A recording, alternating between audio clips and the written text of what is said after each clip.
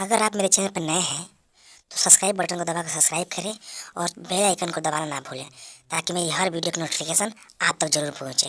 धन्यवाद। कि बाबू रंगदारी करे कोई तो आदमी चीन के करी है ना तो तोर जनाजा बिगड़ जी शरीर के।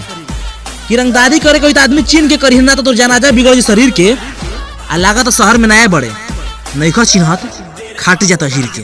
जहाँ खड़े हो जावे आदम दुश्मन भी देख के डरा करे पीठ पे वार कदे ना करे। कि जितना उड़े के बाद उड़ ली है लेकिन अहे मत पहचान। कि जितना उड़े के बाद उड़ ली है लेकिन अहे मत पहचान में ना तो जे खटकल अहिर के नजर में तो सूझ जाला शमशान में।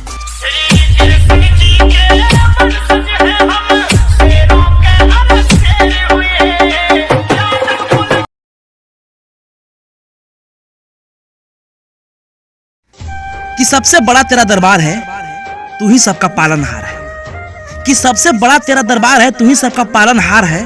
सजा दो या माफी मुरलीधर तू ही हमारी सरकार है। जय श्री राधे कृष्ण।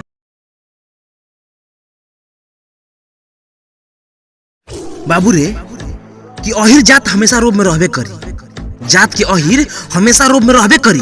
तू गुड मॉर्निंग हाय हेलो कहली है लेकिन ऊ जय श्री कृष्णा कहबे करी। तकड़े छोरा पावे यादव जा